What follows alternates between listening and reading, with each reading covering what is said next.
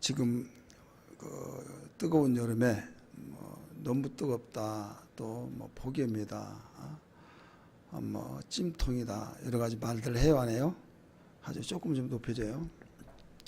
그래서 조금만 잘못하면 열받쳐 막. 그래서 이런 폭염 속에, 뜨거움 속에 쌈박질하는 사람이 많이 일어난대요. 그러다 보니까 가정에서도 막 조금만 언성이 높아지면 왜 열받치게 그러냐고 하면서 싸움을 안 할 수도 있는데 싸움이 일어나고 그런다는 말을 방송에서도 종종 듣습니다.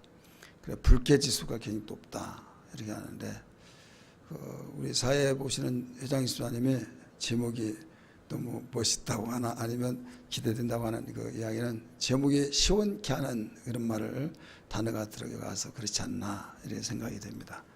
지금 폭염 속에서 뜨거운 가운데 색깔도 그렇잖아요. 뜨거운데 막 빨간 색깔이면 아우 뜨거워 느낌이 그런데 또 새파란 그린색이 있으면 또 시원한 감이 있듯이 단어 자체도 시원케 하는 얘기 나오죠.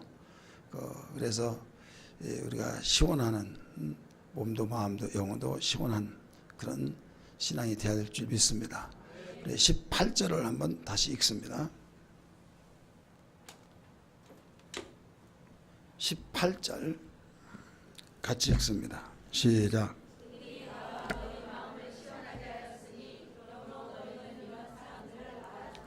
아멘. 제가 따로 붙인 것이 아니에요. 성경에 있는 그 내용을 그대로 갖다 제목 내놓은 겁니다.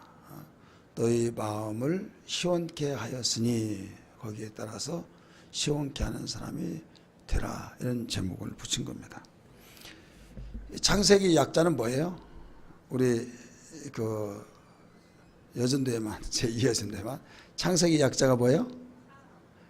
레위기 약자는 이제 계속 들어갑니다. 그 다음에 민수기 약자는요? 스가랴 약자는요? 수요? 에스라 약자는요? 맞아요? 이제 그때부터 이제 정신 차려요. 제가 그랬어요. 마태복음 저자는 누굽니까? 마태요. 마가복음 저자는 마가요. 누가복음은요? 누가요. 사도행전요? 사도요. 그래서 했어요. 사도요. 사도행전은 누가 기록했어요? 누가 해답을 가르치지도 몰라요. 사도행전은 누가 기록했어요? 예. 이것도 모르는 사람 몰라요. 어느 정도 성경을 알아야 누가다고 하죠. 고린도 전서의 약자는 뭐예요? 고전이죠. 이 말 때문에 하는 거예요. 고전. 근데 신학적으로 신학교에서 교수들이 뭐라고 하면 고린도 전서를 고전이라고 하지 않습니까? 하면서 고린도 교회는 많은 문제들이 있어요. 모든 문제는 거기에 다 들어있다고 생각해도 됩니다. 거기에 당파 문제부터 시작해서 이성 문제, 제사 문제, 결혼에 대한 문제, 또 송사 문제, 모든 문제들이 다 거기에 얽혀 있었기 때문에 문제 보따리를 가지고 있는 그 교회가 고린도 교회예요. 그래서 뭐라고 한가 하면 우스갯소리로 고린도 교회는 고전을 면치 못한다 그래요. 무엇을 면치 못한다? 고전을 못한다. 고린도 교회는 고전을 면치 못한다, 이렇게 이야기를 해서 한바탕 웃고 그런 일이 있는데, 그렇습니다. 고전을 면치 못한 그런 가운데서도 다 그런 것이 아니라 바로 사람들을 시원하게 해주는 사람이 있다 얘기죠. 시원케 하는 사람. 그래서 오늘 제2여전도의 헌신예배를 통해서 시원케 하는 사람이 되라, 이런 제목으로 말씀을, 성경에 있는 단어를 그대로 옮겨서 말씀을 드렸습니다. 자, 우리는 무엇보다도 교회에서 은혜스러운 교회, 또 너무 답답한 교회야, 아니면 너무 좋은 교회야, 여러 가지 형용사적인 면에서 각각 다른 방향의 설명을 하면서 그 세 가지로 나눠요. 하나는 너무 좋은 교회, 아니면 그렇고 그런 교회, 아니면 은혜 없는 교회, 이렇게 나눠요. 근데 은혜 없는 교회라고 해서 다 은혜가 없는 것이 아니에요. 또 좋은 교회라고 해서 다 좋은 교회가 아니에요. 보편적으로 퍼센트로 봐서 좋은 교회다. 일정한 기준을 그 나름대로 세워서 한 8, 90%가 그 좋다. 그러면 좋은 교회라고 하고, 또 50이라고 한 지수를 기준했다고 한다면 50 이하로 들어가면 은혜 없는 교회다. 이렇게 말할 수 있고, 또 그 한 5, 60이면 그렇고 그런 교회다. 이렇게 말할 수도 있어요. 근데 고린도 교회는 어디를 보더라도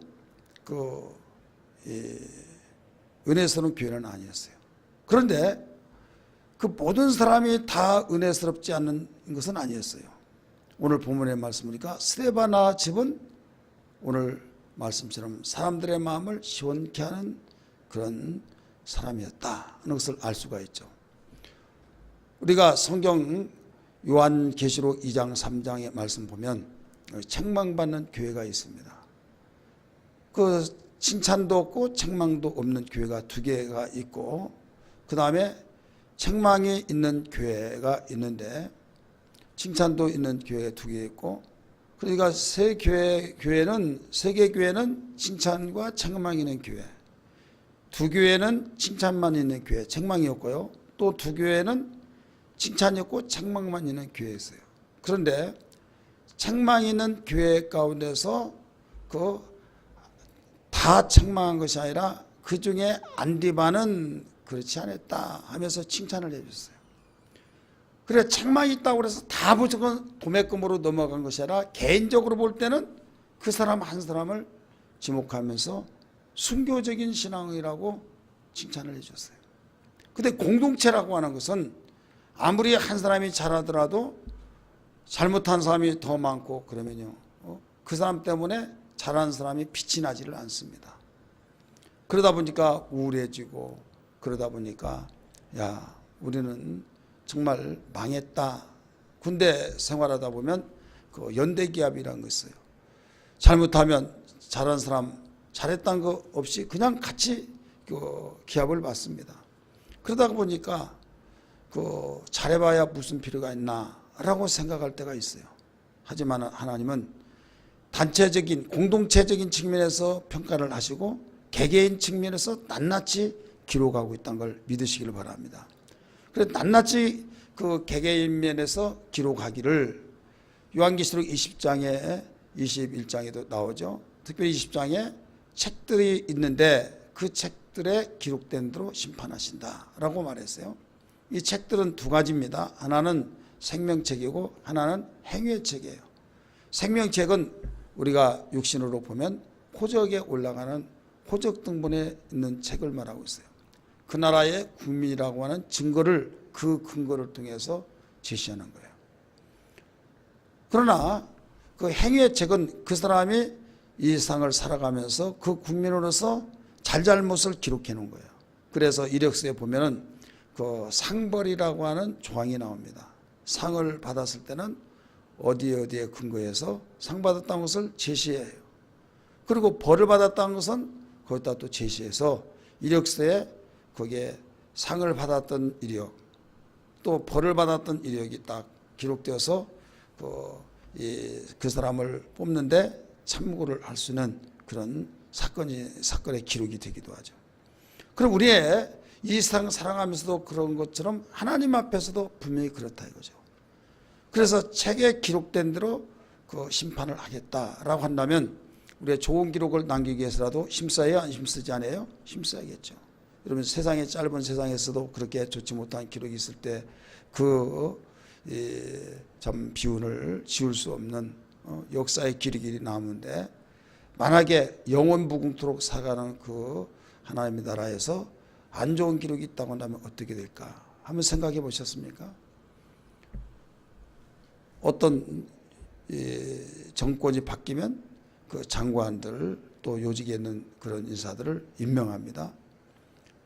그러면 전에는 몰랐는데 거기에 대상에 딱 올라가면 그게 잘잘못이 다 구설수에 올라요, 안 올라요? 그래서 거기에 올라가기 전에 낙마한 사람들이 있어요. 추천까지는 해서 그 자리에 올려놨는데 여론이 그 사람이 뭐 아들을 군대 보내지 않았다, 또 어떤 벌금이 있다, 세금을 안 냈다, 내가 이럴 줄 알았으면 세금 착실히 낼걸. 어떤 사람은 심지어는 국회의원 출마하는데 이 주민세를 안 냈다 해가지고 세상에 기본적인 주민세를 안 내냐, 그래서 그제야 막 모아가지고 한꺼번에 내가지고 또 그것까지 나온 거예요. 내가 이럴 줄 알았으면 착실하게 잘 낼 거예요. 그리고 어떤 정치인들이 그 정치 출마하면서 정치 관문에 입문하기 위해서 그 출마를 합니다. 근데 참 답답하고 안타까운 것은 그런 계획이 있더라면 미리 자기 염두에 두고는 하루아침에 그냥 누구 분위기 따라서 그렇게 한번 해볼까 해서 출마한 건 아니잖아요. 그런 사람도 있겠지만은 내가 그런 뜻이 있다고 한다면 사전에 조용하게 그 쌓아 올려놓는 거죠. 그러다가 어느 때가 되면 딱 내려면 그 사람 참 좋더라, 이렇더라. 그런데 꼭 정치하는 이름 석자 알지도 못한데 그 선거철 되면 나타나서 막 그 이름이 지금 기초단체 막 또 함께 막 이렇게 하다 보면 얼마나 많습니까? 그래 누가 누군지 이름 알지도 못해요. 자기가 찍어놓고 누가 누군지 몰라. 이런 가운데 있을 때 미리미리 그런 뜻이 있으면 준비하는 것이 참 지혜스러운 것이 아닐까, 이렇게 생각이 돼요. 자, 저는 이런 말을 지금 했어요. 그렇다면 우리는 하나님 앞에 섰을 때 어떻게 됩니까? 반드시 언젠가는 주님 앞에 드러나요, 안 드러나요? 드러난다. 이걸 미리 가르쳐 주셨어요. 이 성경을 통해서. 그렇기 때문에 미리 우리가 낱낱이 기록되는 그 기록이 아름답고 복된 행위의 책에 하나님께서 영광을 받으시는 기록이 되어야 될 줄 믿습니다. 고린도 교회에 수많은 문제가 있어서 고전을 면치 못한 가운데 스데바나 그 집은 참으로 많은 사람을 시원케 하는 그런 가정이었다, 그런 일꾼이었다는 것을 전제 아래 가르쳐 주고 있죠. 한번 다시 봅니다. 18절에 그들이 나와 너희 마음을 시원케 하게 하였으니 그러므로 너희는 이런 사람들을 알아주라, 이게 나오죠. 나와 너희들, 이게 사도 바울 목사님이라고 한다면 너희들은 성도예요. 목사님과 성도들을 함께 마음을 시원케 해줬다 이거죠. 이 말은 무슨 말인가 하면 목사님 마음이 시원하면 교인들의 마음이 시원하지 않은 경우도 있고, 교인들의 마음은 최고야 시원하게 해주는데 목사님 마음은 그러지 않을 수도 있어요. 그런데 나와 너희들의 마음을, 이것은 똑같이 공유하고 있는 거예요. 그래서 어떤 여기에서 시원케 했다고 하는 사람들은 마음이 좋고 그 사람한테는 잘해주고, 이 사람은 그게 아닌데 라고 하면 이 사람한테는 이렇게 되어지고, 이중적인 성격의 색깔이 있는 것이 아니라 나와 너희들에게 마음을 시원케 해준 사람이다 라고 가르쳐 준 것처럼 하나님 앞에서 볼 때나 사람 앞에서 볼 때 마음이 시원케 되어지는 이 사람, 우리는 되어야 될 줄 믿습니다. 제2여전도의 헌신예배를 통해서 오늘 이 말씀을 듣는 가운데 고전을 면치 못한 고린도 교회 시원케 하는 스데바나 집 그 모든 사람들은 어떻게 했기 때문에, 어떤 신앙이었기 때문에 시원케 하는 사람이 되었느냐, 네 가지로 우리 발견할 수 있어요. 오늘 15절의 말씀 보면 거기에 첫 열매 신앙이 되어질 때 시원케 하는 사람이 될 수 있다는 걸 일러주고 있어요. 15절 말씀 보세요. 형제들아, 이것은 고린도 교회 형제들아 이 말이에요. 스데바나의 집은 곧 아가의 뭐라고 그랬어요? 첫 열매요, 이렇게 나오죠. 첫 열매. 여러분, 첫 열매가 되었다고 한 것은요, 세 가지 의미가 있어요. 하나는 첫 열매 딱 그 열매가 이래서 열매를 딱 깊어요, 안 깊어요? 깊으죠. 깊음을 의미하고 있어요. 어떤 그 나무를 심었습니다. 예를 들어서 사과나무를 심었어요. 1년 되더라도 열지 않고, 2년 돼도 열지 않고, 3년 돼도 열지 않고 하다가 한 5년 되니까 하나가 이랬어요. 열었다 하고 있어요. 열었다. 기쁨이 있어요. 그 다음에 올해 하나 열었지만은 비록 이만큼 열었지만 내년 더 많이 연다라고 하는 소망이 있는 거예요. 따라서 소망. 그리고 꼭 이런 모양으로 다시 또 연다는 모델이 되는 거, 모델. 그래서 첫 열매라고 하는 것은 기쁨과 소망과 또 모델의 새 의미를 갖다 준 거예요. 여러분, 어느 공공보험이든지 단체든지 간에 거기에 나쁜 영향을 주는 사람이 있고 좋은 영향을 주는 사람이 있어요. 나쁜 영향을 주면 좋은 영향을 주는 사람보다 더 많은 누룩이 빨리 번져요. 곡식밭에 씨를 뿌렸어요. 농부가 기대한 것이 뭡니까? 곡식이죠. 그런데 기대하지 않는 풀이 먼저 자라고 조금 방심하면 곡식을 다 덮어버립니다. 그렇기 때문에 그 기대했던 것을 잘 자라지 않고 기대하지 않는 것이 잘 자라서 이 곡식을 잠식해버리듯이 악영향을 끼치는 그런 말들이 오히려 더 빨리 누룩처럼 번져서 그 악영향을 끼쳐 많은 사람에게 절망감을 준다 이거죠. 그래서 죄에 대해서 말씀을 가르치기를 누룩을 조심하라. 근데 큰 누룩이 아니에요. 적은 누룩을 조심하라. 적은 누룩이 가루 서말을 순식간에 부풀게 만들어 버린다. 이 말씀이에요. 그러면 여기에서 우리는 첫 열매라고 한 것이 그렇게 첫 열매로서의 기쁨을 주었고 감격을 주었고 야 정말 이제 더 많이 열겠구나 하며 설렘과 모델이 되어지는 그런 가운데 고린도 교회 그 많은 문제점 가운데서 이런 사람도 있다니 다는 아니네 하면서 그 누룩까지 번져나간 가운데서 잠시 중단하면서 다시 그쪽으로 조명을 비춰줄 수 있는 것. 그래서 소망이 아닐 수가 없죠. 이 아가야뿐만 아니라 하면서 좋은 소문이 각 처소에 퍼져나가는 데살로니가 교회 사건이 나옵니다. 그런데 이 스데바나 집을 통해서 그런 사건이 일어난 거예요. 그래서 첫 열매다라고 한 것처럼 여러분 이 첫 열매가 없이는 소망을 줄 수 없는 걸 알아야 될 줄 믿기 바랍니다. 우리나라는 지금 40년 벌써 선교가 되었기 때문에 지금 시대에 예수 믿는 사람 잘 몰라요.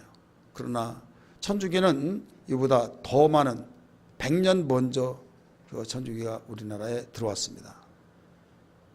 천주교가 200년이라면 기독교는 100년이요. 천주교가 나중에 교황청에서 바꿔져 가지고 그렇죠. 처음 들어간다고 하는데 제사 지내는 거 반대했어요. 그러니까 막 유교 정신 때문에 계속 비판하고 천주교 종교를 모르게 믿다가 걸렸다면 막 처형시키고 그랬잖아요. 그러다 보니까 무조건 다 죽이니까 교황청에 보고를 합니다. 천주교에서 보고하니까 해답이 내려오기를 그래도 하나님 말씀대로 지켜야 된다 했어요. 그래서 끝까지 지키다가 그 순교를 당하고 여러분 이 마포인데 절두산 아시죠? 절두산은 그 작두로 목을 끊어가지고 죽였던 역사가 있기 때문에 절두산이라고 그랬어요. 피가 얼마나 흘러내려왔든지 거기에 모래사장 있잖아요. 거기에 흘러가지고 이 한강으로 흘러갔던 그 기록이 나옵니다. 교회사에 보면 이렇게 순교를 많이 한 천주교예요. 그래서 곳곳마다 다니면서 성지 다는 그 성지로 지정했던 곳들이 많이 있죠. 전주에 보면 한옥마을이 있습니다. 한옥마을에서 그 범위 안에 130년 된 성당이 있어요. 거기에 순교지가 거기에 8명이 순교되어 있고 조금 건너서 건너편에 산 보면 엄청난 사람들이 죽었어요. 그러니까 이 천주교 초기에는 지금 천주교가 아니라 오직 복음 그대로 움직여졌어요. 한데 나중에 계속 접수를 시킨 것이 뭐냐면 한국의 정서는 이렇습니다. 그러니 이것은 좀 참작해 달라고 계속 보고를 하니까 나중에 그러면 여기에 한국은 유교 정신에 의해서 제사를 드린다고 하니까 한국은 그렇게 제사를 지내라 라고 답변이 온 거예요. 그러다가 보니까 그때부터 제사 지내도 된다 이렇게 되어버린 겁니다. 자, 우리는 기독교 같은 경우는 하나님 말씀은 천지가 변할지라도 변치 않는다는 말씀으로서 가감할 수 있어요, 없어요? 가감할 수 없습니다. 그런데 천주교는 교황청에서 가감을 했어요. 처음에는 안 된다고 그랬어요. 순교도 이대로 가면 천주교는 다 죽습니다 하니까 나중에 바꿔줬어요.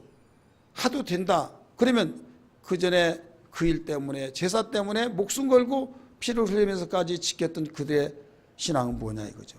그러겠어요, 안 그러겠어요? 이게 뭐냐 이거예요. 그러니까 교황청에서 정했던 그 내용이 결정했던 것은 성경의 말씀과 동일한 권위를 가지고 있다 해가지고 교황청에서 회의 결정 내용이 성경과 똑같은 효력 속에서 제2의 성경이 되고 있는 거예요.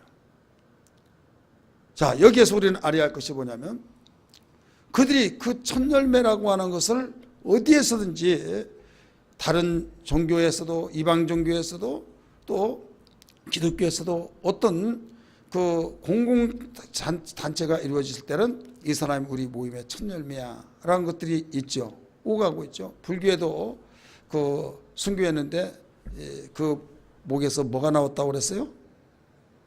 흰피가 나왔다고 그러죠. 빨간 피요, 흰 피요? 빨간 피는 뭐 논할 필요도 없어요. 피가 빨가르니까. 근데 무슨 피라고 그래요? 흰 피가 나온다는 거예요. 흰 피가 나왔다. 그 말이 맞습니까? 틀립니까? 예? 틀려요? 맞아요? 뭐야, 얘 오합지졸입니까? 역사는 그렇게 흰 피라고 나왔잖아요. 아니 그렇게 기록됐으니까 맞다고 해주세요. 뭐 틀렸다고 뭐 그렇게 기록되었는데 아니라고 하면요 또 이기주의자 되는 거예요. 어디 맞을 수도 있고 틀릴 수도 있어요. 왜 그런가 하면 그 왜 맞을 수 있느냐, 저는 극단적으로 틀리다 막 주장하지 않아요. 예. 마귀 역사는요 죽은 자를 살리는 것만 못하지 다 변개시키고 바꿔놓을 수 있어요. 마귀 역사는. 그러니까 자기를 위해서 순교했으니까 마귀가 볼 때는 얼마나 기특해요. 그래서 표적이 되기 위해서 요한계시록은 표적을 행해요, 못 행해요? 행하죠. 요한계시록의 말씀이니까 나무를 깎아가지고 하나님 모방했잖아요. 생기를 불어넣으니까 살아났던 것처럼 나무 깎아놓고 우상에게 불어넣으니까 움직이고 막 그런 능력을 행했는데 뭐 색깔 한번 바꾸는 거 못 바꾸겠어요? 못 바꿔요? 바꿔요. 그러니까 이게 뭐 대단한 거 아니에요? 그럴 수도 있다. 지나면서 그렇게 되면 돼요. 그런데 그걸 막 목숨 걸고 그럴 수 없다, 그럴 수도 없다, 있다 막 하니까 그러면 물로 포도주 만든다. 야 어떻게 그럴 수 있냐? 또 당한 거예요. 그러니까 그럴 수 있는 거예요. 근데 불교가 되었던 기독교가 되었던 어떤 종교가 되었던 그 복음이 전파될 때는 반드시 첫열매가 있다. 고린도 교회 다른 자가 첫열매가 아니라 바울은 증거하기를 스데바나 집이 첫열매가 됐다. 첫열매는 희생이 되어야만 됩니다. 따라서 첫열매는 희생이 돼야 된다. 예수 믿지 않는 집안에 내가 시집을 가서 나 혼자 홀로 이롭게 예수를 믿어요. 그러면 그 가정에 그 많은 열매를 맺기 위해서는 어떻게 돼요? 첫열매가 돼요. 첫열매가 되어서 아무것도 아닌 것처럼 예를 들어서 시집 식구 식구들이 한 30명 40명이 모여서 사는데 나 혼자 예수 믿어요. 외톨이죠. 발바닥이 없어질 정도로 외톨이고 말 안 들 말이 묵살되어지죠. 또 거기에서 얼굴 명함도 내놓지 못하고 이치상에도 내가 그 남의 식구에서 이 결혼해서 왔기 때문에 출가 애인이란 말이 있듯이 친정에서도 따돌림 받죠. 시댁에 와서 적응하지 못하고 먼저 왔던 동서들이 있죠. 이건 그렇게 생활하다 보니까 거기다가 플러스 알파 가장 싫어하는 그 집안에서 교회를 다닌다고 하니까 얼마나 그 얄미웠겠습니까? 그러나 하나님만 아는 신앙으로서 절대로 절망 자질치 아니하고 하나님 바라보면서 한 사람 한 사람 구원받기 시작하면서 전 가정이 구원되어질 때 그 사람을 향해서 뭐라고 합니까? 우리 가문의 첫열매다 이렇게 되어진다. 첫열매는 그냥 되지 않습니다. 첫열매는 소망이 되어지고 기쁨이 되어지고 아름다운 이력이 남는 것을 믿기 바랍니다. 우리 제2 여전도회가 정말 시원케 하는 사람이 되려면 가장 작은 첫 열매에서부터 시작될 줄 믿습니다. 우리 옆에 분에게 우리 첫 열매가 됩시다. 첫 열매 되기를 바랍니다. 첫 열매는 하나 열어서 별 보잘것없어요. 그러나 그 이듬해 가면 갈수록 더 많은 셀 수 없는 숫자들이 열기 때문에 오늘 14명의 제적에 9명이 참석해서 제가 앞에 딱 앉은 것은 어떻게 찬양을 하는가도 보기 위한 것이었고 또 얼굴을 보면서 세보는데 9명이 딱 다 나왔어요. 그러니까 출석 인원이 다 찬양을 했어요. 그래요, 안 그래요? 맞죠? 14명 제적에 9명이 참석했단 말이에요. 적다면 적고 많다면 많은데 어쨌든 여기서 중단하지 않냐고 여러분이 첫 열매가 된다고 한다면 나중에 첫 열매 되신 여러분들에게 이름이 명시되면서 이렇게 기관이 발전되었다라고 하는 일이 되어질 줄 믿습니다. 그래서 나와 너희의 마음을 시원케 하였느니라 라고 말했듯이 이런 신앙 되기를 주 이름으로 축원합니다. 두 번째, 마음을 시원케 하는 사람이 되려면 어떻게 하느냐? 성도를 섬기는 신앙이 돼요. 따라서 성도를 섬기는 신앙. 15절 말씀 보세요. 다시 읽습니다. 시작. 형제들아, 스데바나의 집은 곧 아가의 첫 열매요 또 성도 섬기기로 작정한 줄을 너희가 아는지라 내가 너희를 권하노니 나오죠. 또 한 번은 첫 열매를 설명하고 난 뒤에 또 할 말이 있다 이거예요. 고전을 면치 못한 그 교회, 문제덩어리가 있는 그 교회 첫 열매뿐만 아니라 너희가 성도를 섬기로 작정하여서 너희도 아는 바라. 한마디로 성도를 섬기는 그런 신앙이었다 이거죠. 가장 아름다운 것이 뭐냐? 섬김을 받는 사람이냐? 섬김을 섬기는 신앙이냐? 뭐가 아름다워요? 섬기는 신앙입니다. 세상은 섬기를 받는 사람이 대단한 사람이고 그 사람이 위애가 있고 그 사람이 최고의 영광스러운 자리에 있는 것처럼 생각합니다. 그러나 주님 말씀하시기를 너희가 섬김을 받으려고 하면 먼저 섬겨라. 대접을 받기를 원하거나 먼저 대접하라 한 것처럼 예수님이 살아계실 때 제자들에게 분쟁이 일어났어요. 무슨 분쟁이 있냐면 마태복음에서는 제자들이 말했고 요한복음에서는 예수님의 그 제자의 어머니가 예수님께 부탁했어요. 그걸 종합해 볼 때 제자 야고보와 요한이 주의 우편에 하나는 주의 좌편에 앉게달라고 그런 말을 한 것 같아요. 어머니 내가 하는 것은 역부족이니까 어머니께서 우리 선생님에게 이 말씀 좀 해달라고. 그러니까 그 모친이 와가지고 나에게 원한 것이 있습니다. 뭐냐 했더니 하나는 주님 우편에 앉게 하시고 하나는 좌편에 우리 아들을 둘이 있는데 양편에 앉게 해달라고 그렇게 말했죠. 분명히 다른 복음서는 어머니가 와서 이야기했다고 그랬어요. 그런데 다른 복음서는 본인들이 이야기했단 말이에요. 그러면 이것을 도대체 성경에 어느 것이 맞냐? 이것은 종합해 보면서 한쪽에는 어머니가 부탁을 한 거고 하나는 자신들이 부탁을 한 거고 너희가 높은 자리 그렇게 구했지만은 너희가 내가 마시는 잔을 마실 수 있느냐? 예, 마실 수 있습니다. 이렇게까지 말했죠. 그래서 예수님이 가만히 보니까 참 너무 앞에 일들이 캄캄한 겁니다. 왜 캄캄하냐? 내가 지금 이렇게 눈 뜨고 이렇게 살아있고 이렇게 지금 열심히 일을 하고 있는데도 불구하고 자리다툼을 하고 있다니 내가 만약에 죽어 이 세상을 떠난다면 오직 할까라는 걸 생각할 때 아찔한 거예요. 그래서 예수님이 6월절 전날에 어떤 일을 했습니까? 지자들을 불러다 놓고 대야에다가 물을 떠놓고 발을 내놔 해서 씻겨주잖아요. 씻겨주시면서 나중에 다 끝나고 내가 너희를 섬겼던 것처럼 너희들도 서로 섬기라 이 말씀하신 거예요. 자, 섬김을 받은 사람, 섬겼던 사람. 자, 예수님의 지자의 발을 씻겨줄 때 섬김을 받은 사람이 지금 누구예요? 누구예요? 이쪽에 일려전도에 있는 분들. 여기 공교롭게 다 일려전도만 모였네요. 이건 다 일려전도 있고. 네. 좋습니다. 일려전도에 그 섬김을 받은 사람이 누구예요? 그렇죠. 제자들이죠. 그러면 섬기자는 누구예요? 예수님이죠. 그러면 예수님이 더 크게 됐습니까? 이미 육체로 오셨으니까? 아니면 제자들이 더 컸습니까? 예수님이죠. 섬긴 사람이에요. 제자들은 섬김을 받았기 때문에 일반적으로 보면 더 크다고 생각하지만은 섬긴 사람이 더 큰 사람이다. 그래서 주님 부활 영광을 받으시고 그 다음에 그 천하를 호령하면서 이 땅에 오셔서 만왕의 왕으로 등장하실 분이라는 걸 믿기 바랍니다. 그래서 기독교 안에서는 섬기는 사람이 큰 자랍니다. 섬기는 자가. 근데 섬긴다는 것은 어떤 의미냐? 종이란 뜻이에요. 따라서 종. 세상 말로만 따까리. 좀 따까리 하니까 좀 이상하죠. 내가 너 따까리냐? 기분 나쁘게. 그럼 굉장히 기분 나쁘죠. 종이라고 한다면. 근데 성경은 다 그 일꾼이라고 한 단어는 종으로 된 거예요.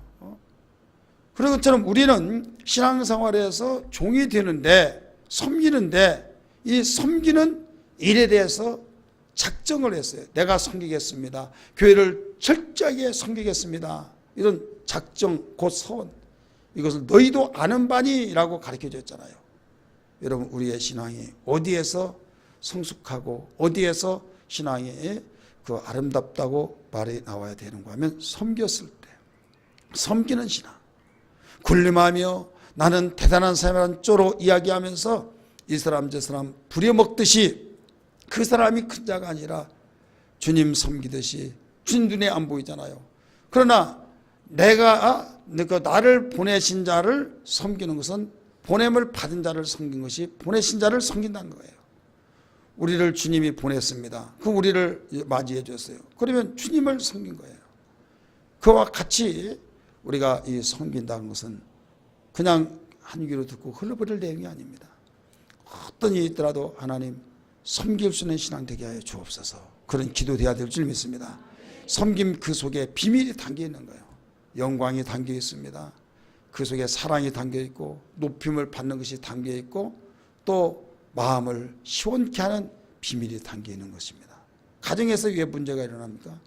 여러분, 부부가 왜 문제가 일어나요? 한 몸이라고 했고 100년 해롱하기로 다짐하고 그 다짐 속에서 일가 친척과 친구 지인들을 모아놓고 서운하면서 그 약속하면서 결혼을 했는데 왜 불행한 가정이 될 수밖에 없냐? 왜 그래요? 문제는 여러 가지 요인이 있어요. 하지만은 모두 다 공통적으로 비춰본다고 한다면 섬김을 받으려고 하는 사람만 있기 때문에 그래요. 따라서 서로 섬김을 받으려고 하기 때문이다. 서로 섬김 받으려고 하니까. 서로 섬김을 받으려고 하기 때문에 섬긴 자는 누구예요? 없어요. 섬김 받으려고 하는 자만 있죠. 교회에서도 마찬가지예요. 교회도요, 섬기려고 하는 자가 있을 때 아름답고 시원케 하는 사람이 드는 거지, 섬기려고 하는 사람 없고 섬김만 받으려고 하는 사람은 일단 문제가 생긴다 이거죠. 목사가 어떨 때 속상한 줄 아십니까? 아예 나는 섬긴 자다 하고 섬기면요 그냥 포기가 되는 거예요. 무슨 포기가 돼요? 나는 섬기로 주님이 섬겼던 것이 나 섬긴 자다. 섬기면 마땅히 할 일을 했을 뿐이다. 그런데 내가 목사인데 감히 어떻게 목사한테 하면서 그러면 그때부터 문제가 되기 시작한 거예요. 따라합시다. 목사의 직분도 장로의 직분도. 근데 조는 직분은 없죠. 조는 건 직분이 아니에요. 장로의 직분도 권사의 직분도 모두 다 직분은 섬기는 직분이에요. 근데 교육이 잘못되어진 사람은 뭐라고 하면 가르쳤더라도 잘못된 사람이 집사가 장로한테 까불고 있어? 이런 사람이 있어요. 집사가 장로한테 까불고 있어. 그러면 그게 일반적으로 보면 맞는 말 같아. 왜? 여러분이 직분을 주어질 때도 평신도에서 권찰 직분 주어지고 권찰에서 집사 주어지고 집사에서 권사 주어지고 안수사 장로 주어지고 이렇게 되어지죠. 그러면 차근차근 이렇게 직분이 주어질 때 가장 밑에 직분이 어떤 직분이에요? 우리 교회 입장에서 보면 권찰이죠. 그럼 집사가 더 오래됐죠. 연수도 오래되고. 그러면 집사님하고 순종하고 이 섬기하는데 집사님 이것 좀 해주세요. 저것 좀 해주세요. 헌찰이 됐고 건방지게 이거 하라 저거 하다 하면 그때 기분이 나쁜 거예요.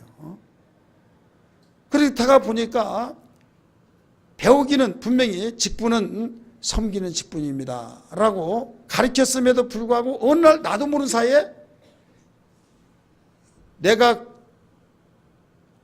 그보다 더 직급이 높은데, 뭐가 높아요?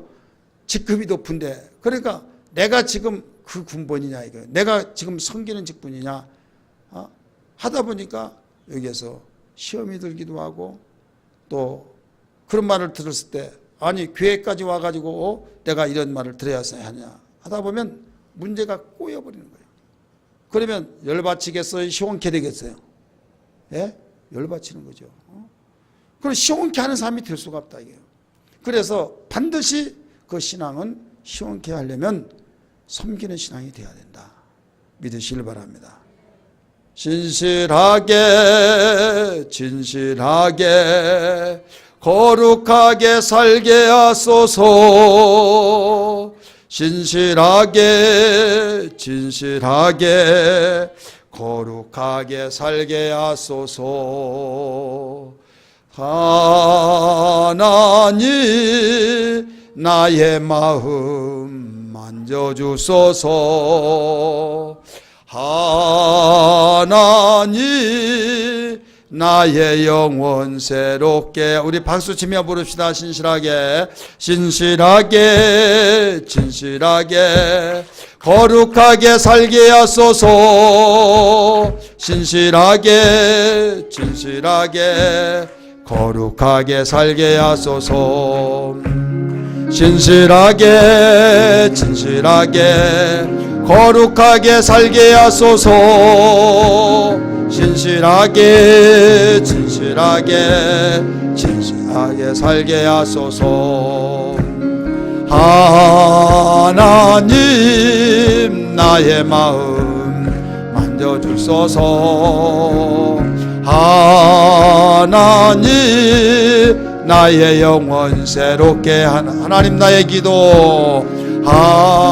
하나님 나의 기도 들어주소서. 하나님 주의 길로 인도하소서. 아멘. 가면을 쓰는 섬김이 아니라 진실한 마음으로 섬기는 것. 그래서 진실한 마음으로 섬기는 신앙은 섬기면서 기뻐하는 거예요. 따라서 합시다. 섬기면서 기뻐한다. 땀 흘리고 뻘뻘 흘리면서 그 섬기는데도 깊은 것은요, 행복한 거예요. 그런데 내가 섬김을 받으면서도 신경질 나는 거예요. 그럼 불행한 겁니다. 틀린 말이에요? 맞는 말이에요? 맞는 말이죠. 식사를 대접하는데 그 대접하는 사람보다 맛있게 먹었습니다. 그럼 기뻐가지고 막 땀 뻘뻘 흘리면서 식사를 준비해서 만들어서 대접한 사람이 행복해요? 먹는 사람이 행복해요? 대답을 잘 못하네. 먹는 사람은 나름대로 행복하지만은 너무 맛있게 먹는 거 보면 그게 행복한 거예요. 이런 자녀들을 볼 수 있잖아요. 엄마 너무 맛있어. 엄마 짱이야. 최고야. 최고 막 하면요, 땀을 뻘뻘 흘리면서 해줬던 그런 수고 노력, 요사이 같이 막 찜통이다 막 폭염이다 그런 가운데서도 맛있게 먹는 거 너무 행복한 거예요. 뭘로 나왔어요? 자녀를 섬기는 거죠. 남편을 섬기고 남편이 아내를 섬기고 서로 섬김의 가정은요, 천사도 흠모하는 가정이 된 걸 믿기 바랍니다. 따라서 훈련을 잘 받아야 실전에서 강하다. 자, 여기서 섬기는 것을 배워서 어디에서 실전이 움직여져요? 알기는 잘하시네요. 가정에서 이제 실제로 옮겨져요. 가정에서, 가정뿐만 아니라 직장에서도. 목사님 직장에서까지 섬겨요? 내가 뭐 종입니까? 그러면 그때부터 이제 직장 생활은 힘들어진 거예요. 그래서 어떤 가운데서도 진심으로 신실하게 섬기는 자세를 가지면은 다 인정을 받고 더 나가서 서로 다 통하게 된다는 걸 알아요. 이것은 주님이 세상이 알지 못하고 세상이 맞지 않는 것을 가르쳐 주고, 자, 세상이 가르쳐 준 대로 정반대로 나가는 거예요. 그래서 이 구별된 겁니다. 가령 그 세상은 이기기 위해서 상대를 죽여야만 됩니다. 인신공격하고 계속 그 사람 없는 것도 막 만들어서 유언비어 퍼뜨리고 그러면 이거 아닙니다. 그러면 사실이 아니잖아요. 사실이 중요한 것이 아니야 하면서 세상에 움직여지는 여론이 중요한 것이다 해가지고 나는 사실 그건 관계없다.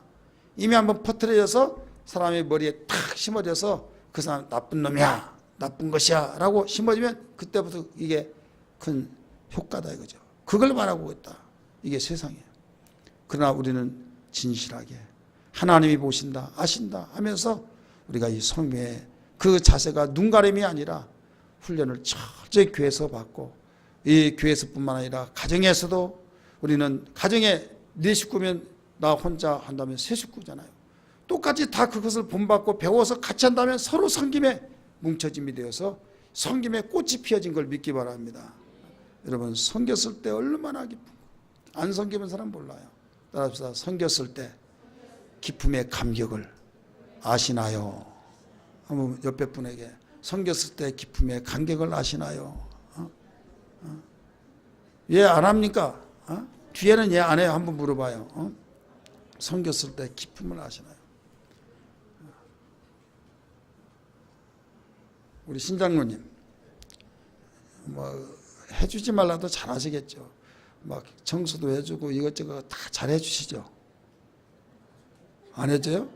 그건 기쁨을 모르신 분이에요.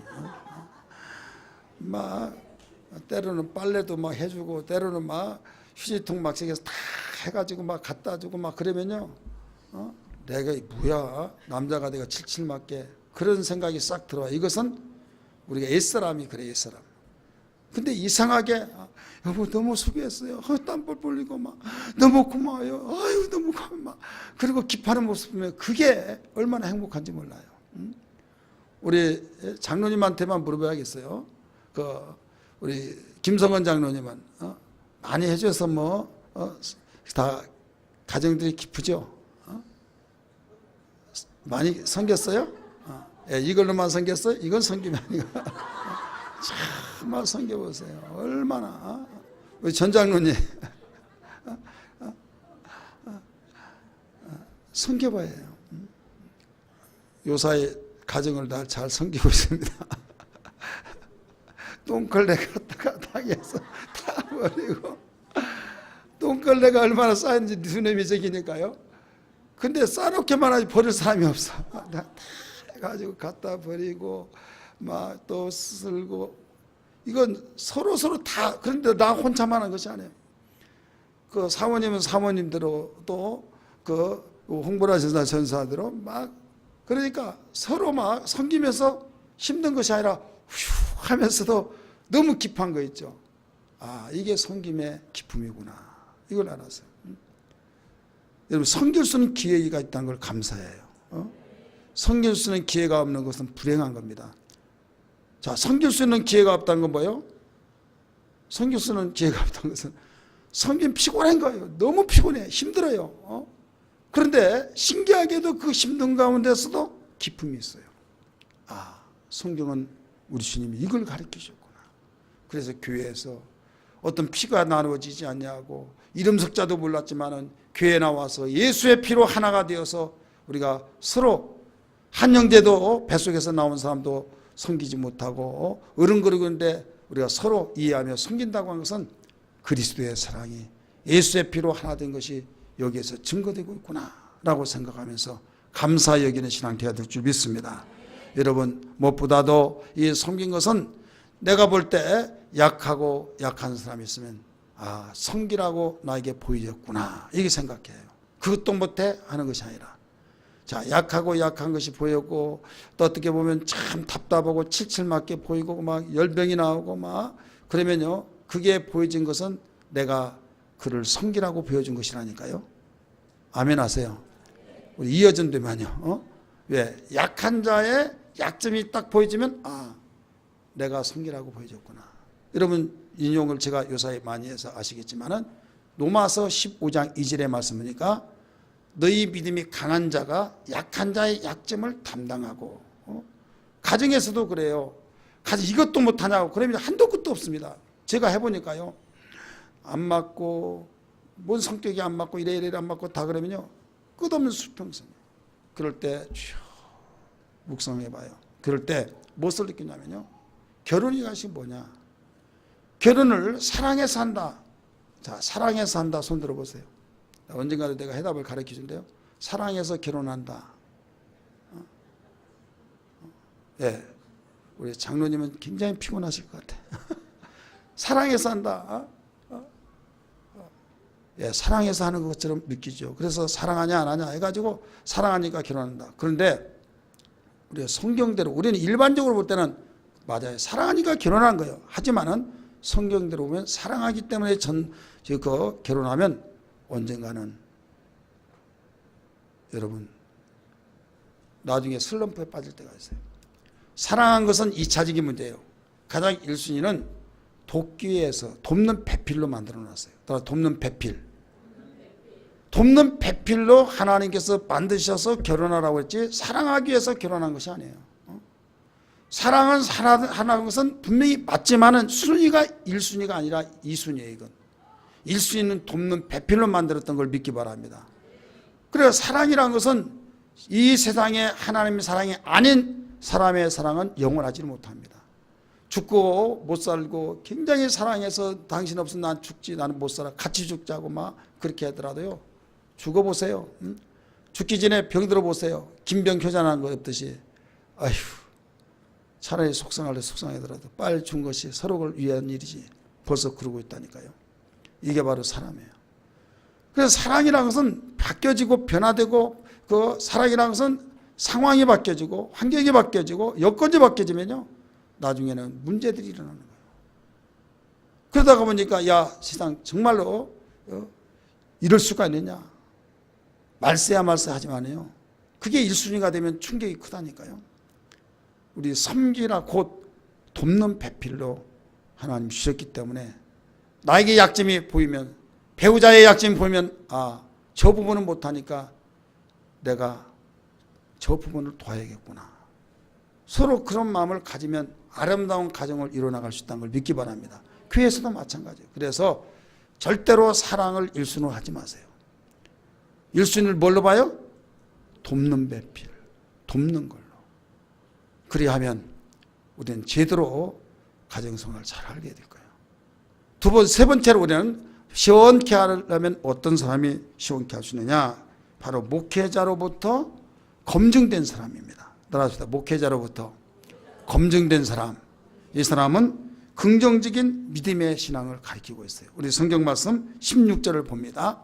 16절 시작. 이 같은 사람들과 또 함께 일하며 수고하는 모든 사람에게 순종하라. 자, 이 같은 사람들과 또 함께 일하며, 이 같은 사람이 어떤 사람이에요? 스데바나 사람이에요. 스데바나 집 사람들. 그들은 천열매가 되었고 섬기는 신앙이 되었고, 이런 신앙하는 사람들하고 서로 함께 일하라는 거예요. 따라서 합시다. 이런 사람하고 함께 일하라. 검증된 사람이다 이거죠. 그 사람을 인정했다는 거예요. 긍정적이고 바로 겸손하고 섬기면서 자기 이득을 취하지 않냐고, 어떻게 해서라도 그 사람의 유익을 위해서 도왔을 때 자기가 돈을 써가면서 문제 일어날 사람 없어요. 근데 돈을 긁어내려고 하면서 일할 때는 반드시 문제가 납니다. 그러나 돈을 써가고 섬기면서 할 때는 내 돈 들어가며 내 시간 들어가면서 정열을 쏟으면서, 여러분 거기에 문제될 것이 뭐가 있습니까? 마찬가지로 주님이 당신의 시간과 당신의 모든 사역을 하시면서 핍박을 받고 심지어는 저주의 나무 십자가에 죽기까지 하시면서 우리를 섬겼다고 할 때 문제가 일어났어요? 안 일어났잖아요. 마찬가지 기독교의 신앙은 그렇습니다. 그래, 이방 종교와 이단들 잘못된 데는 그저 안매장을 시키고 죽이고 복수하고 우리에게서 배신했다 해서 완전히 쥐도새도 모르게 없어져 버리게 만들고, 이것은 성경이 가르쳐 준 것이 아니에요. 기독교는 당하면 당하지 해를 끼치지 않습니다. 당한 것이, 주를 위해서 당한 것이 순교자로 명칭이 붙여진다는 걸 믿기 바랍니다.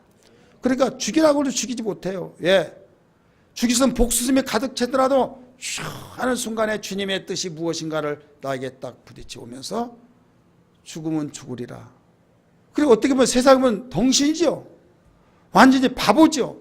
하지만 주님이 기뻐하신 일이 이것이라고 한다면 기꺼이 감당하는 거예요.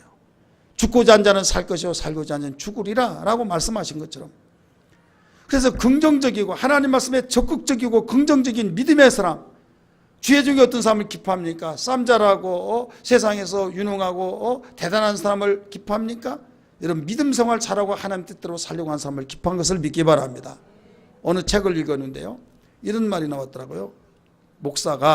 목회하는 목사가 어느 날 자기 교회 교인들을 자랑한데, 우리 교회는 국회의원이 몇 명이고 장관이 몇 명이고 또 우리 교회는 이런 유명한 사람이 나오고 이런 사람들로 모이고 있다고. 그게 보여지면 그때부터 그 목사는 타락이다. 그것이 보여지면 반드시 벌써 조직화가 되어지고 진정한 영혼을 보지 못한 것이다. 주님이 보는 것은 그 영혼이라는 걸 믿기 바랍니다. 대부분 그런 분도 있어요. 우리 교회는 장관이 몇 명이고 또 요직에는 누구 몇 명이고 막 하면서 그런 숫자가 많이 있으면 자기가 저절로 대단한 사람으로 착각하고 있어요. 아니에요. 교회는 영혼이 보여져야 될 줄 믿습니다. 교회는 영혼이 보여지면서 정말로 긍정적이고 하나님 사람 믿음의 사람, 바로 이것을 주의 중에 보는데, 그렇게 보여지면서 일하는 사람, 이걸 목회자가 보고 기뻐하는 거예요. 때로는 힘들고 고난스러운 역경, 더 나가서 만신창이 되어서 이롭게 되어진 대사님과 교인들을 향해서 너희는 우리의 영광이요 면류관이라 라고 하면서 믿음 생활 잘하는 걸 보고 얼마나 기뻤는지 몰라요. 빌보 교회 성도들을 향해서도 그렇게 말했죠. 사랑의 면류관이라고 했잖아요. 그러니까 목회자가 검증하여서 정말 검증의 대상이 누구냐? 믿음으로 살려고 하고, 부정적인 사람이라 긍정적인 사람. 오늘 본문에서 나오는 스데반의 집과 같이 천열매로서의 또 섬기는 신앙, 그런 신앙을 볼 때 너희는 다른 형제들에게 말하기를 이런 사람하고 같이 일하라, 같이 힘을 합해서 수고하라, 이걸 가르쳐 줬어요. 잘못된 사람하고 함께 어울리다 보면 같이 시험 듭니다. 그러나 믿음이 뜨겁고 믿음의 사람, 하나님께서 원하시는 사람, 목회자가 검증되어진 사람들은 여러분 가까이 하면 가까이 할수록 믿음이 더욱 불같이 일어난 걸 믿기 바랍니다. 어떤 신앙도 회복되어진다 이거예요. 그러나 목회자가 검증되지 아니한 사람하고 함께 가까이 지내면 어느 날 순간에 이상한 사람이 바뀌어져 버린다 이거죠. 부정적이고 또 육신에 속한 말을 하고 가지가지 세상 좋아하고 놀기 좋아하고 어떤 대충 믿어 막 그런 사람하고 가까워져 버렸다고 하면, 함께 했다고 한다면 벌써 그 사람의 신앙은 무너지기 시작한 거예요. 이해가 되시면 아멘 하시 바랍니다. 이 사람은 시원하게 해줄 수가 없는 거예요. 나와 너희를 시원하게 하였느니라 말씀했듯이 이런 시원한 신앙이 되어야 될 줄 믿기 바랍니다. 할렐루야. 마지막으로 여기에서 부족한 부분을 채워주는 신앙이 되어야만 됩니다. 따라합시다. 부족한 부분을 채워주는 신앙. 우리 17절 말씀 봅니다. 17절 시작. 내가 스데바나와 브르나도와 아가요가 온 것을 기뻐하노니 그들이 너희의 부족한 것을 채웠음이니라. 아멘. 그들이 너희의 부족한 것을 바라왔어요? 채워줬다. 자, 부족한 부분을 채워줄 수 있는 신앙 되기를 주의 이름으로 축원합니다. 여러분, 받으려고 하는 것보다도 우리가 채워주는 신앙. 자, 채워준다는 것은 뭔가 내가 있으니까 채워준 거예요. 그래야 안 그래요? 바울이 노막교회를 가기를 원했던 것이 뭐냐면 내가 신령한 것을 너희에게 나눠주기 위한 것이라고 가려고 하는 목적을 분명히 1장에서 밝히고 있습니다. 우리는 입을 것, 먹을 것, 마실 것, 다른 사람보다 부족하다 할지라도 채워줄 수 있는 비밀이 있는데 그것은 영적으로 채워줄 수 있는 걸 믿기 바랍니다. 마태복음 25장의 말씀 보니까 양과 염소의 비유가 나옵니다. 오른편에 있는 자는 상속을 받으라라고 칭찬해주고 좌측에 있는 자들을 향해서는 그들은 상속을 받게 된 영벌을 받으라고 가르쳐줬어요. 그럴 때 어떻게 해서 저렇게 영벌을 받고 상속을 받으라고 하는지 기준이 뭐냐? 상속을 받은 자들의 말하기를 주여 주여 우리가 무슨 일을 했다고 상속을 받습니까? 하니까 내가 배고팠을 때 나를 먹여줬고 내가 헐벗을 때 너희들이 입혀줬고 내가 추웠을 때 덮어줬고 내가 이루었을 때 돌봤고 그런 이야기요.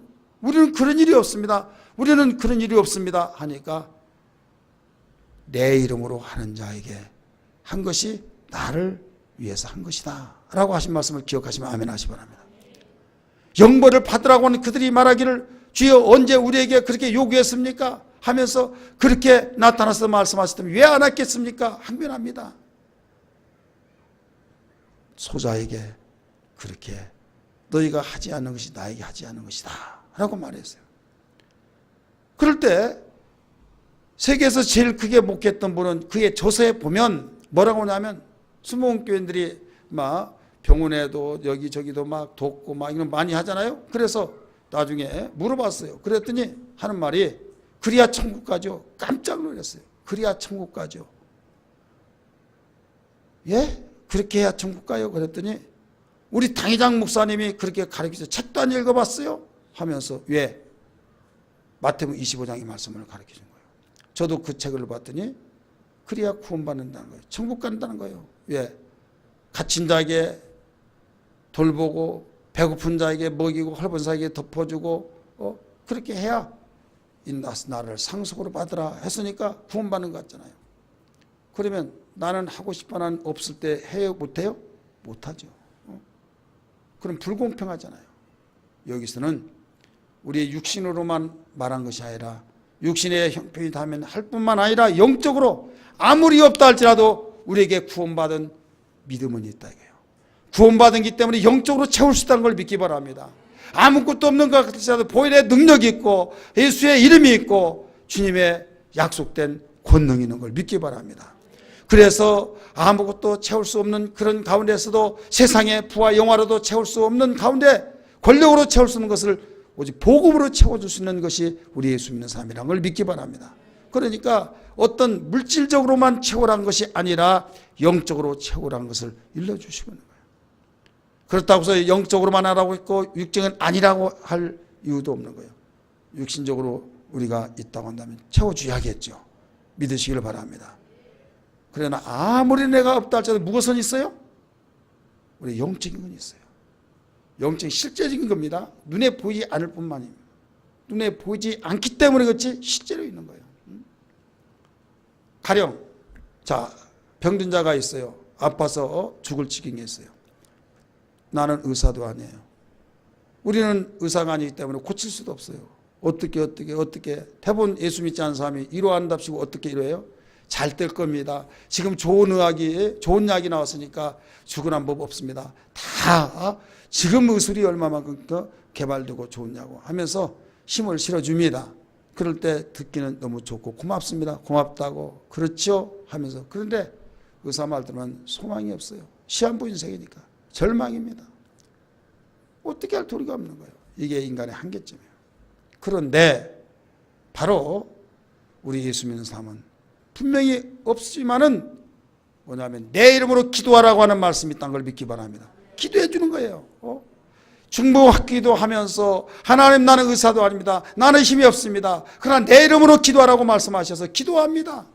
하면서 나 혼자보다 삼겹줄은 끊어지지 않는다고 했기 때문에 합심해서 같이 기도하는 거예요.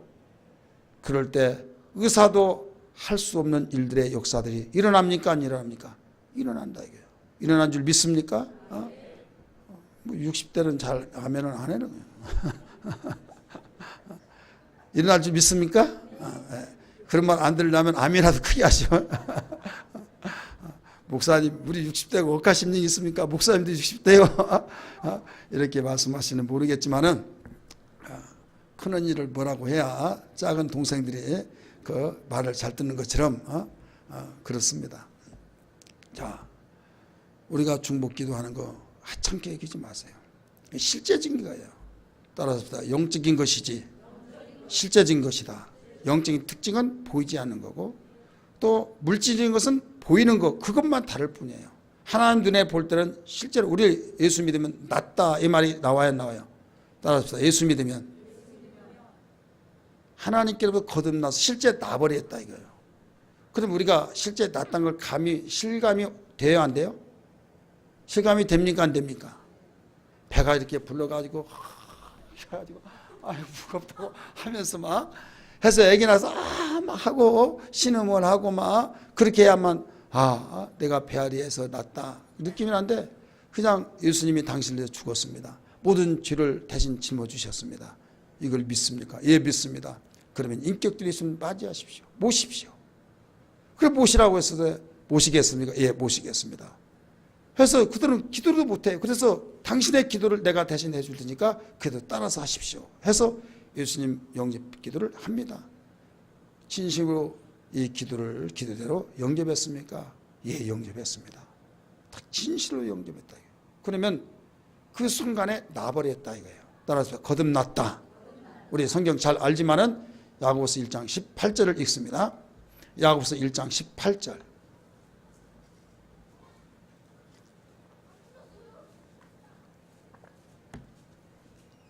먼저 찾으신 분들 읽어요. 시작.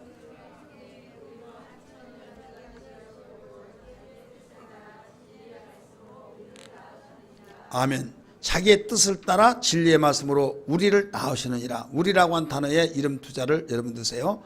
시작.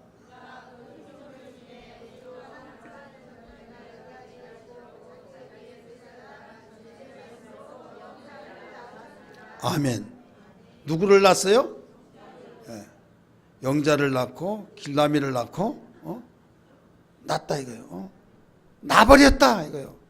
내가 볼 때는 왔다 갔다 하는 것밖에 없는데 교회를 그냥 다녀서 예수님 영접하러 영접했는데 하나님 눈을 볼 때는 나버렸다 이거예요. 자기의 뜻을 따라 진리의 말씀으로 낳으셨느니라. 할렐루야. 하나님의 눈이에요. 우린 그 눈을 가지고 살아야 될 줄 믿습니다. 기도한다고 낫냐? 여러분, 의사의 말은 누가 말해도 다 믿습니다. 그러나 성경 말씀을 믿는다고 하면서 그럴 때는 또 의사도 이건 안 된다는데 어떻게 기도 안 되냐. 그러면 기도해서 될 것 같으면 다 죽어, 다 그 병원 문 닫게 하면서 교회를 다닌다고 하는 사람도 그런다 이거죠. 여러분, 그렇게 생각하지 마세요. 우리가 다른 건 돕는 일이 없다 할지라도 기도로 얼마든지 도울 수 있어요, 없어요? 있는 거예요. 다른 걸로 우리 예수 믿는 사람은 도움 받으려고 하면요, 그 사람이 자기의 어떤 물질적이고 어떤 눈에 보이는 걸 도움 받으려고 하다가 그게 안 도와주면요 섭섭해가지고 꽁해서 섭섭귀신 꽁귀신 돌아요. 이건 나가지도 않아요. 잘. 무슨 귀신 돌아요? 꽁귀신, 섭섭귀신. 이때는 내가 다른 건 못하지 기도로 돕습니다. 그러면 속으로 뭐 할 말 없을 때 기도만 도와준다고. 나는 그보다도 더 돈으로 도와준 것이지. 여러분, 그렇게 하면 여러분 실제로 어느 것이 귀중한가를 모르는 사람. 기도는 안 도와준 것 같지만요 천군 천사를 대동해서 도와주는 거예요. 믿습니까? 그래서 그것이 모아지고 모아서 방울방울 한 방울, 여러분 수돗물 떨어져 보세요. 아침에 보면 큰 다라이에 철철 넘쳐요. 조금 틀어놨다가 한다면 벌써 엄청난 그 양이 되어버리죠. 그래서 아는 사람은 어려운 위기에 있을 때 다 지금 좋은 것이잖아요. 카톡 보내가지고 기도해달라고 하고 이런 상황. 그러면 믿음 없는 사람은 창피하게 그런 말 했다고 이렇게 야단칩니다. 지금 죽을 지경의 의사도 해결할 수 없고 어떤 상황 해결할 수 없는데 오직 하나님만이 해결할 수 있기 때문에 온전히 기도가 삼겹줄은 끊어지지 않는다고 했기 때문에 그렇게 요청을 하고 있음에도 불구하고 이걸 신뢰하지 못한 사람이 있다 이거예요. 홍대성 목사가 자기 장모 우리 사돈이죠. 좋아졌다고 하는 것을 보고 그 듣고 사진을 보내준 거예요. 사진을 보내주는데 그걸 보고 소름 끼친다는 거예요. 왜 소름 끼치냐는 거냐. 김민지 사모 우리 교회에서도 기도해 주잖아요. 그쪽 교회에서 기도하고 우리 기도하고 또 동기들 기도하고 아는 사람 다 기도하고 오직 정말 이건 의사가 해결할 수 없으니까 폐암이 4cm, 4.5cm에다가 그 다음에 이것이 뇌로 올라가지고 뇌 종양, 뇌암이 큰 것이 4.5cm, 4cm, 3cm, 2cm 이런 것들이 여러 개가 있고 그 다음에 췌장암이 있고 그래 다 어려운 암들이에요.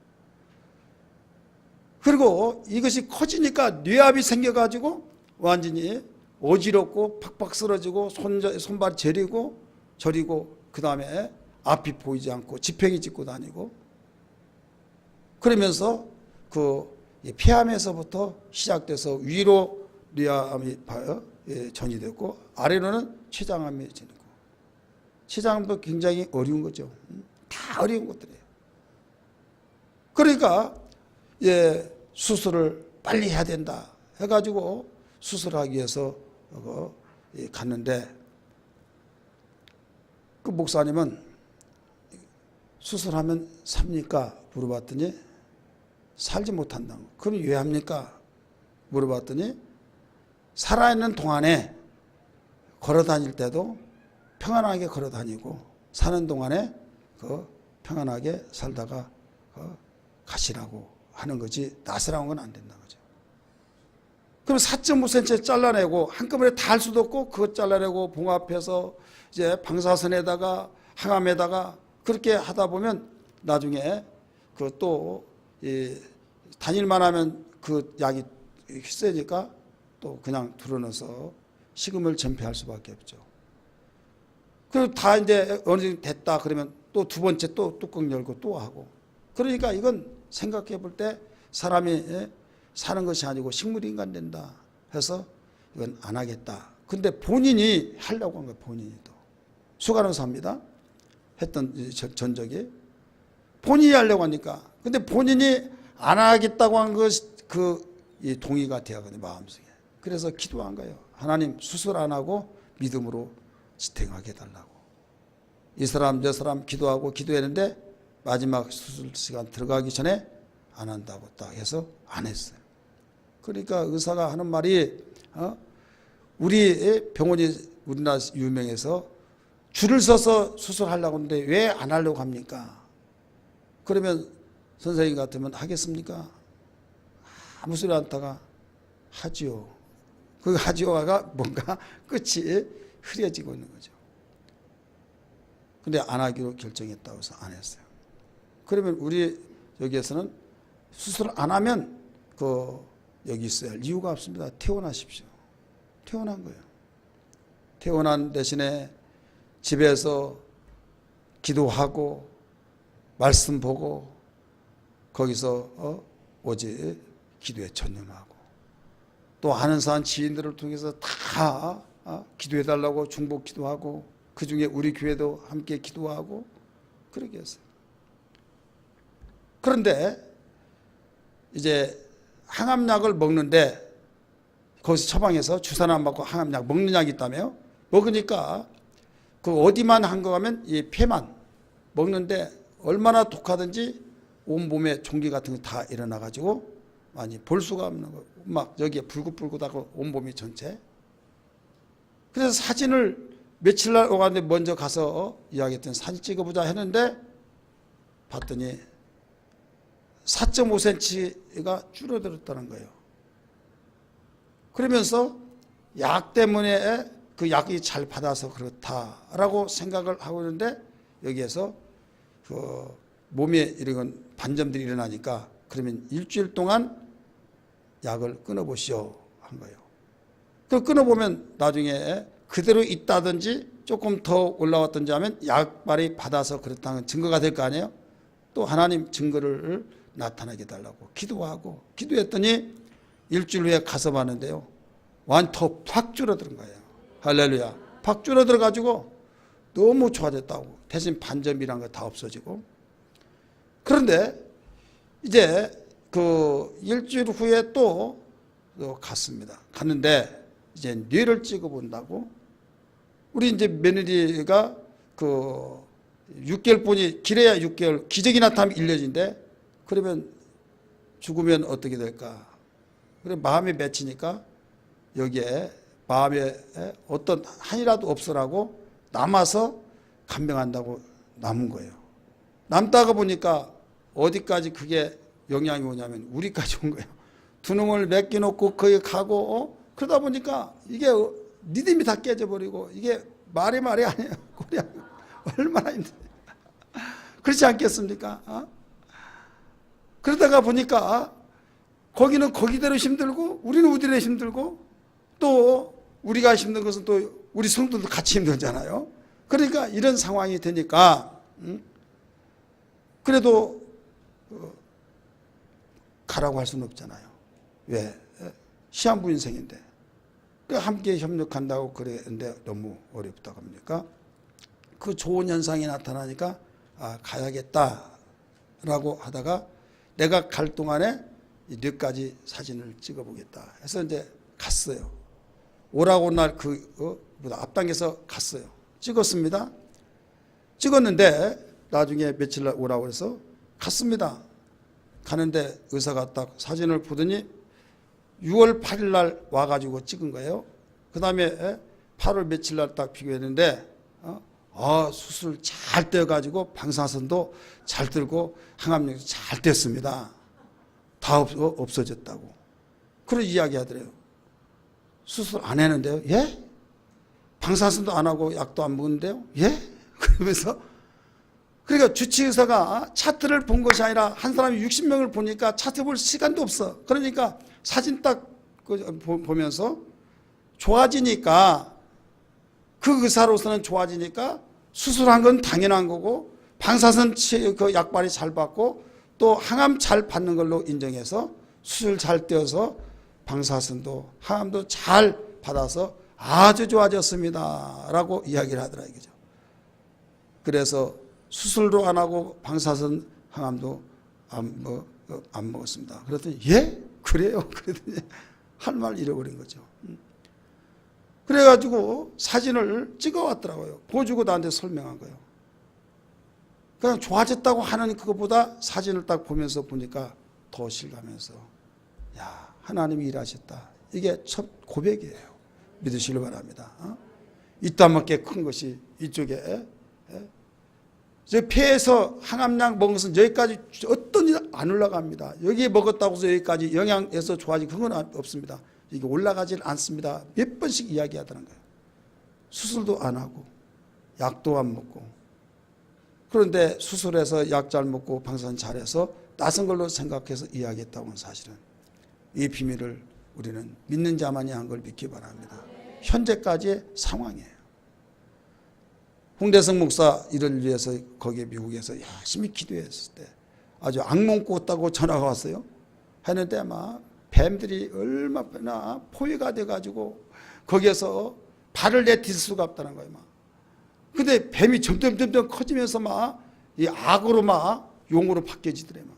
이걸 죽여야 할 텐데 해서 그 죽여야 할 텐데 하는데 점점 커지니까 막 그런데 손재 사모가 와이프가 이거 죽이려면 한 번에 죽여버린다고 이야기를 하더래요. 그래서 어떻게 하다 보니까 불칼이 들어가지고 막 쳐서 죽인데 완전히 다 착착착 하면서 죽여지면서 조그마한 짬탱이가 한 2마리가 남았더래요.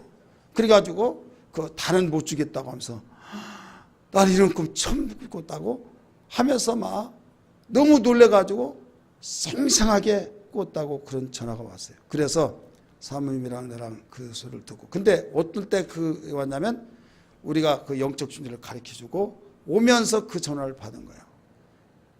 그럴 때 좋아지고 있구나 좋아지겠구나 라고 감을 잡았는데 사진 찍은 결과가 그거예요. 근데 아직은 다 깨끗하게 100% 낫지 않고 그 큼직한 것이 다 없어지면서 반점들 딱딱딱 그 지금도 남아있는 것은 사실이에요. 영적인 거예요. 왜 이런 말까지 합니까? 영적인 눈에 보이지 않아요. 보이지 않지만 돕는 것이 뭐냐 이거예요. 바로 믿음으로 기도로 우리는 얼마든지 도울 수가 있다 이 말입니다. 약한 부분을 나는 없으니까 힘이 없으니까 우리 연약한 말 하지 마시고 나는 없으나 나의 가지고 있는 것 있다. 내게 금과 은은 없지만은 내가 너에게 줄 것이다. 나사는 예수의 이름으로 명하노니 일어나 걸으라고 했던 것처럼 예수의 이름이 있다는 걸 믿으시길 바랍니다. 우리의 약한 것들을 보충해 줄 수 있는 이 사람이 바로 시원케 하는 사람이다. 믿습니까? 우리 제2여전도 헌신예배를 통해서 이런 시원케 하는 사람이 되기를 주의 이름으로 축원합니다. 할렐루야.